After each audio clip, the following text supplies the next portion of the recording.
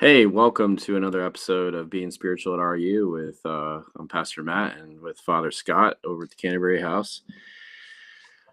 Welcome. Good to be Welcome. here. Middle of fall. Yep.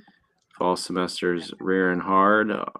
Our ministry did a prayer labyrinth a week or so ago, and I know Scott, you guys did I saw your animal blessing. That looked pretty cool. Yeah, we went to one of the local shelters, and it's getting to be spooky season. So Yeah, and then Halloween, and you're doing a All Saints yeah, we'll do service. something on that.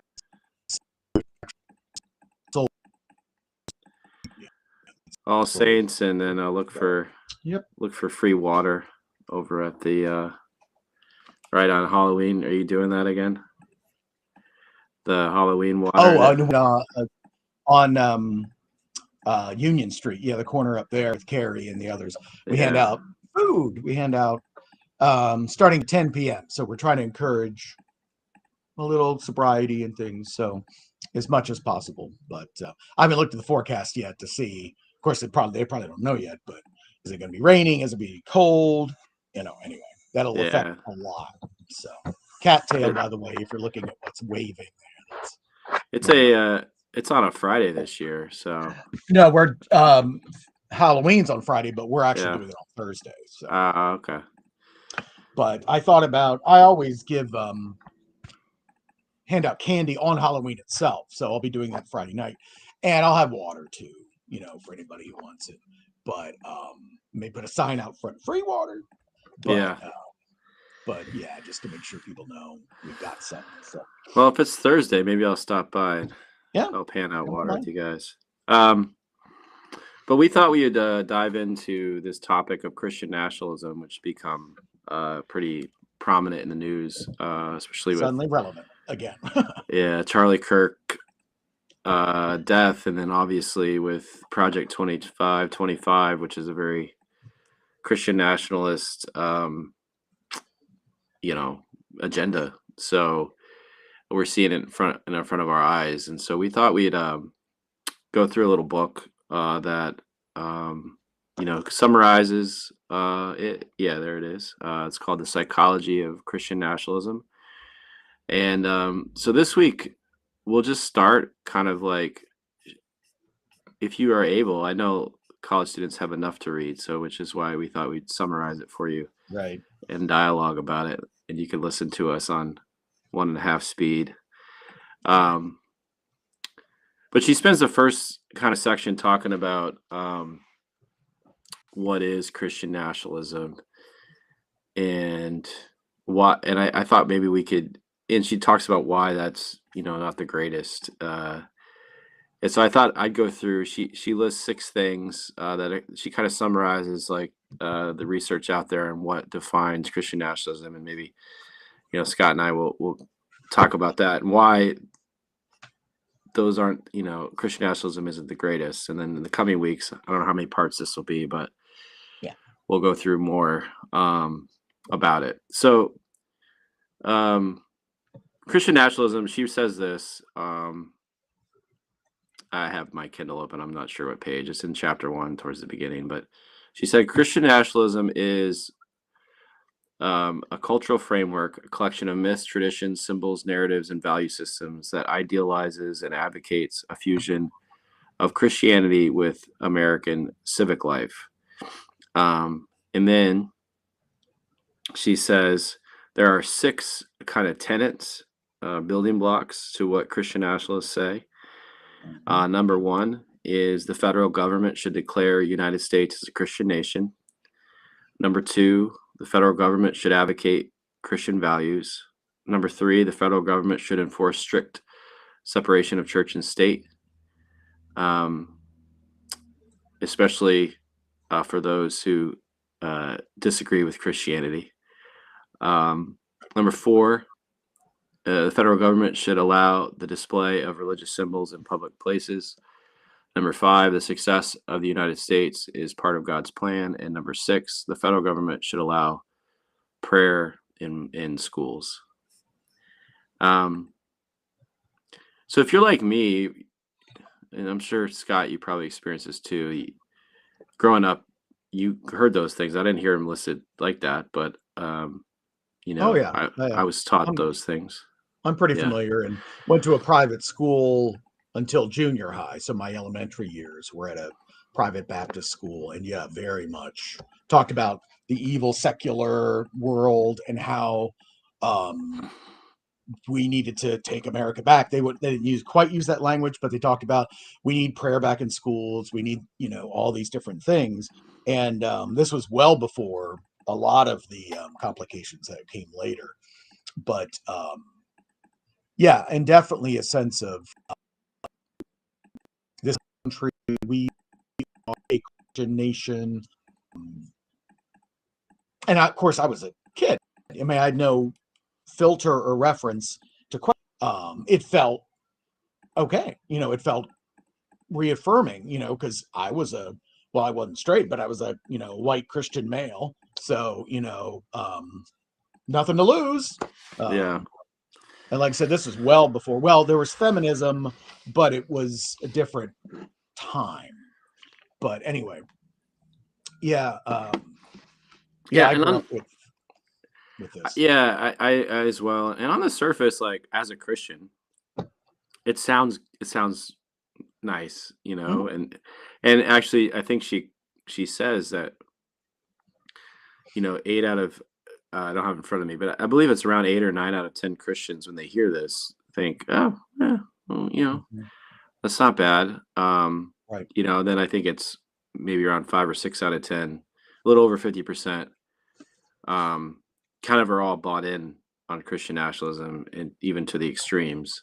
Mhm. Um, and so really why it's become bad. So like it's been indoctrinated. I guess I brought that up because you and I are now middle-aged men. And we as kids heard these things. So it's in the fabric of Christianity, Absolutely. especially conservative Christianity. Yep.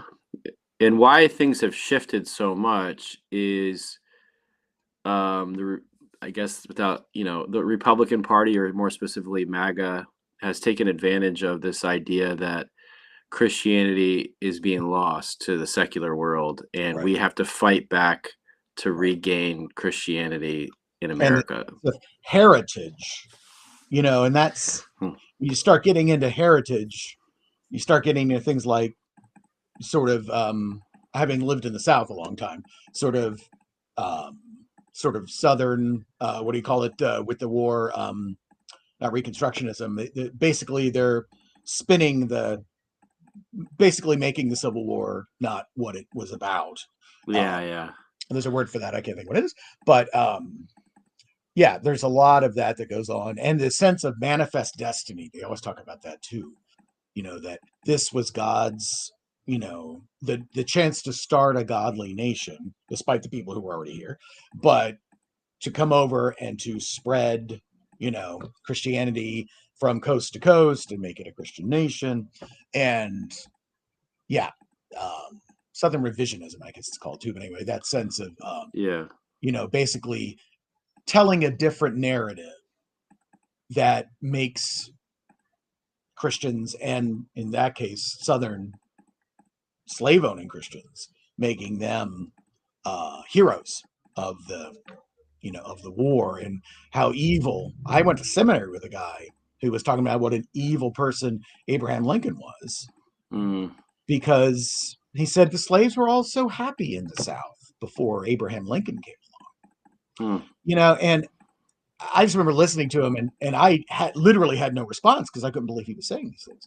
But it's definitely pervasive, and it is deeply embedded in a lot of Christian thought and narrative and storytelling to ourselves. Um, the idea of conquering the savages. I mean, people still use language like that, and yeah, it's pervasive, and it's not going away. It's getting worse. Yeah, so there is that mentality that we have to take back America for God. We have this manifest destiny, like it has been for a while. in America, and which is why people have compromised maybe their values on what they would want to see in a president and a leader, because he's promised to bring them, make America great again, bring back Christianity. Mhm. He says things like, "I'm bringing back Christmas," as if Christmas Right. was ever lost. Right. You Right. know, That's a whole. We could talk about that as Christmas approaches, but yeah, yeah, that's yeah, another yeah. story. But But yeah. he strikes these chords, right? Oh He yeah. tickles their necks, and there's Right. things, and so that's important to recognize. And also kind of the flip side is Jesus isn't a violent person. Jesus never asked us to take over the world for him. He Right. asked us to go and make Right. disciples, right? To love our Right. neighbor, What does and that mean? that's Yeah. yeah. And so It doesn't mean go and convert everyone. I mean, yeah, or but at the point of the sword. I mean, yeah, making disciples is very force different than yeah, forced conversion. exactly. So um let's just go through each one of these and talk Mhm. about why they're problematic. And this is on page, if you've got the book, it's page 13 and 14. So just letting people know if they've got the hard copy, Cool. how to follow along. So, Yeah. So and we were the saying federal earlier, this was written in 22. So obviously, second Trump administration, and even Project 2025 wasn't on the radar yet, I don't think. no. So she wouldn't even know about it yet. No, But she could write a second volume, obviously, or a yeah. revised edition. So, In her preface, she talked a lot about the January 6th right. stuff. And so that's kind of the context in which she's writing, which honestly, not much has changed. And like you say, it's gotten Right. worse in It's some gotten ways. worse. Yeah. So the federal government should declare the United States a Christian nation. So let's start there. Like, why is that problematic? As a Christian, like, oh, why wouldn't we want, somebody might say, why wouldn't we want us to be declared a Christian nation? We're Christian. It's in the end, I wouldn't have known this when I was growing up, but now I realize they mean a certain kind of Christian nation, not Mm, Christian, but their kind of Christian. And it's yes. this ultra right wing Protestant. They may make friends with Catholics, but a lot of these people are very skeptical still of Catholics. So and any other, I mean, they'd hate Episcopalians, and I'm sure United Church of Christ, anybody who's anywhere left of center. So Mm, when they say that, and of course, the absurdity of it is to somehow, and they love to claim that the founding fathers, quote unquote, were evangelical Christians. Evangelicalism didn't exist till the 1830s. They couldn't have been, that's an anachronism, but also most of them were deist or they were some form of, a mainline group. They weren't these foaming at the mouth, and a lot of them were slave owners, which is problematic for some Christians, but for them, they, I think, see it as precedence, to say, well, they didn't have a problem with slavery, which actually they did, but that's a longer conversation. But yeah, they wanted to bring up slavery during the Constitution, but Jefferson and others said, don't, because it's too soon. We are not ready to go there. The British had dealt with it, or they were dealing with it. It was a little bit later, early 1800s, the British outlawed the slave trade. They got rid of slavery, hmm but the U.S. obviously took a war, and it's Yeah. still, people are still debating it and still fighting over it. So, but yeah, it's a, when you say Christian, this is all, I would say, dog whistle language too. It's like Christian nation. What does that mean? Because it's not just those words. There's a whole, glossary connected to that. Yeah. And you You know, know what it really means. Is like you said it is that it's a certain version of Christianity. It's not a biblical Christianity. It's a moral code of conduct, right? And so, right. actually, our friend Kevin, he posted this screenshot um, of a dialogue on X, Twitter, formerly known as Twitter, and um, he kind of said something about it summarizes Christian nationalism, and somebody said wrong. He uses some people to use guns to complete his sovereign will, and then somebody responded, "Who does Christ want us to kill? Be specific." And then this guy responded, "Homosexual men, rapists, murderers, kidnappers." And so, right, those are moral. God. When does God say kill? These imperatives that they're Yeah. from Levitical law. This is not anything Jesus said. Yeah. So it's they want to use violence, they want to use aggression to execute their moral law. White, you hinted at it with talking about the South and slavery. A big part of this is white privilege, white nationalism, which is why brown people are being deported. And it's they've said, in this Project 2025, she doesn't. I'm sure she would quote it in the book as part of this, but they've said that they want white people to primarily rule and control, and men, white men. So yeah, there's a lot of moral codes. So when they say Christian, they don't necessarily mean the love your neighbor as yourself, Jesus follower. Also, too, America is a melting pot. So even if they meant love your neighbor as yourself, to love your neighbor as yourself is to allow other faiths to practice, our Muslim neighbors, our Hindu neighbors, all of those folks to practice their beliefs. And so to put that on them, I don't think is a very welcoming posture or very loving either. It's really interesting that who is my neighbor is still a question. This is why Jesus told the parable of the Good Samaritan, because people said, who is my neighbor?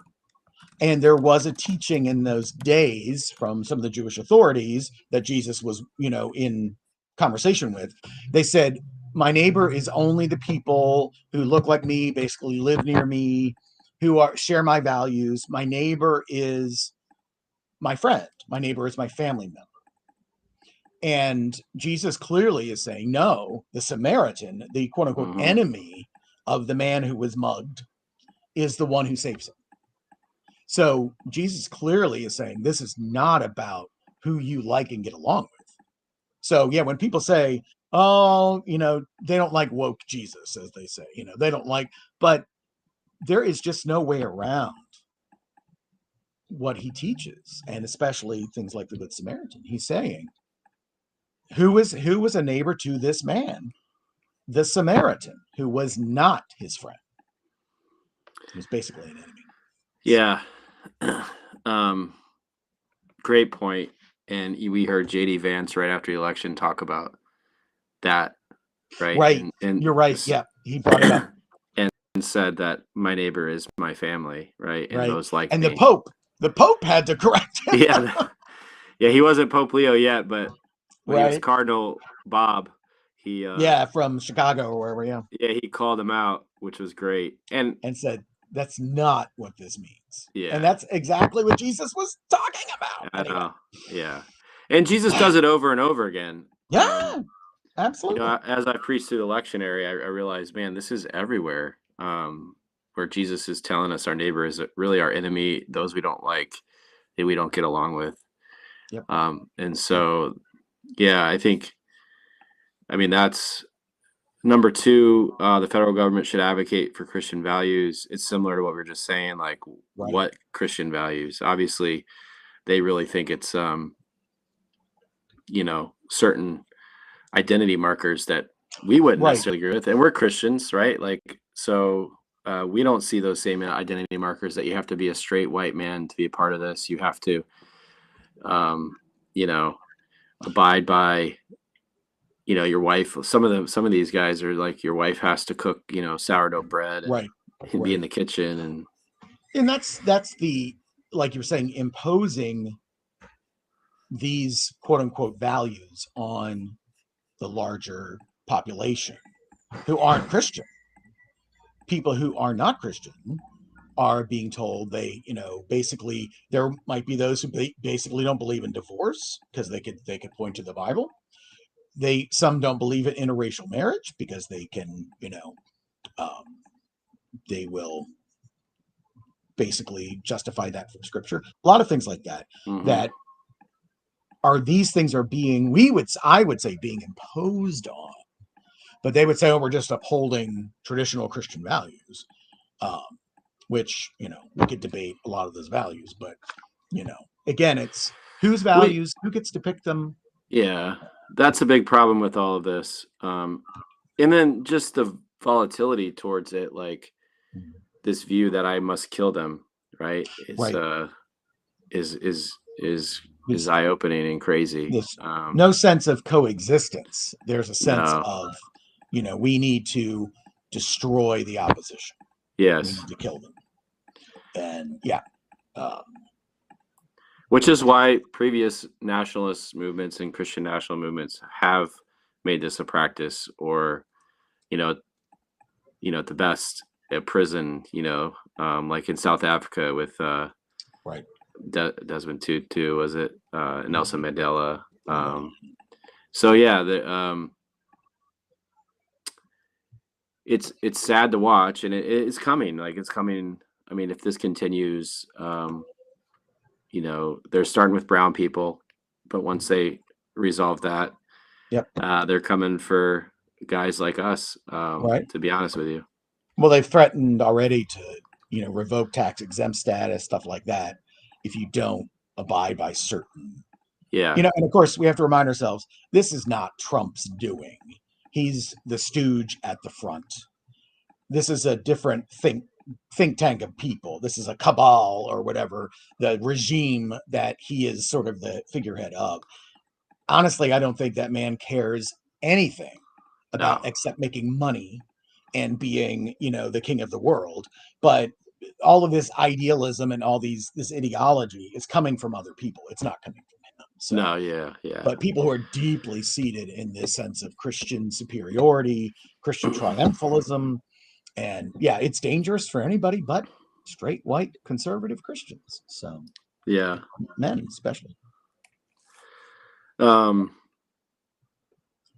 And so it's, I mean, all of them are similar. The kind of the comments, it separates church and state, especially when it comes to those that disagree with us. So it's okay. Right. It's okay for the church and state to be unified when we agree, but when we disagree, that's not good. So, which is why they're having a big problem right now with, a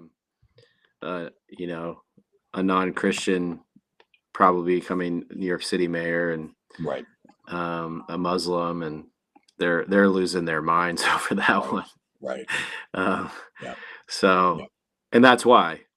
The federal government should allow the display of religious symbols in public spaces. Yeah. I remember this growing up.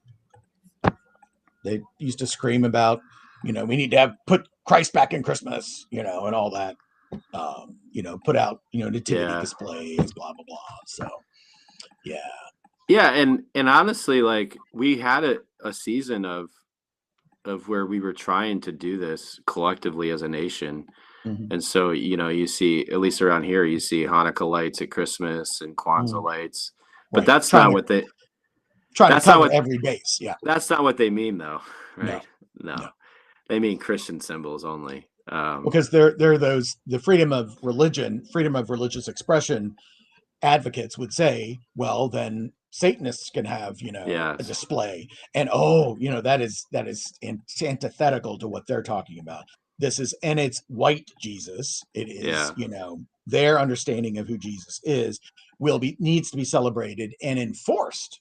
Like I was saying, it has to be, you're not going to call it the winter holidays anymore. It is Christmas. And like I said, we can go into this when Christmas gets closer, but it's the abuse that they do to all of this is just, the success of the United States is part of God's plan. This is where the violence, I think, comes in. That if we're not doing these moral things, then God's going to punish America. So this is why they see the No Kings protest as anti-American because, we're not holding that moral code that they are holding, so we're anti-American and we don't want American to succeed. So, and we don't want God's man to succeed. Yeah. And they were saying this, she mentions it a little bit, but they were saying this the first Trump administration. He's like Cyrus in the Bible. He's like this not so holy man, but God is using him to accomplish all these things, and it's just their ability to dance around an issue, and to really grab at straws to say, this is, God's plan. It's God's plan for them. I mean, because they're seeing this as, but they don't have any sense of, well, whenever they predict the rapture, of course, and it doesn't happen, you want to say, well, do you really understand God's plan here? But yeah, they think they do, of course. Yep. And then the last one, prayer in public schools. Again, they're not going to get they're not gonna be happy with Muslim prayer rooms. So right. At the Vatican, they have a room for guests of other religions that they can practice and do their prayers and things. To be hospitable towards those folks who are coming in to visit with the religious leaders of the Catholic Church, and the Christian nationalists are all up in arms that Pope Leo is evil and woke because he's allowing other religions to pray on the premises. And are you kidding me? But yeah, what they mean is only Christian prayer is allowed in these spaces, and my version of Christian prayer as well. Basically the Lord's Prayer or something, or they would craft it themselves. But it's ironic, of course, that they also want the 10 Commandments posted everywhere, which, as I've heard some people say, to question that, to say, well, which version of the 10 Commandments? Because this predates Christianity, obviously. This is not a Christian list. It is, Jewish, but Jesus being Jewish. But what we have this, whatever it's King James translation of it. Yeah. I mean, this is not exactly what is implied from the Decalogue and other things in actually the Hebrew scriptures. So whose version?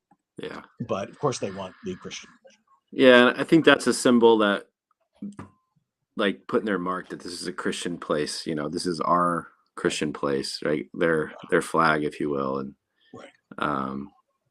so I think, it's very problematic because it's not based in who Christ is at all. And it has that kind of facade that maybe it is, because I think many Christians get duped into it because it sounds on the surface like, oh, well, okay, but then when you get under it a little bit, you see the problems. And if you can't see the problems with the way the Trump administration and this regime is like executing it, then you're not paying attention, Right.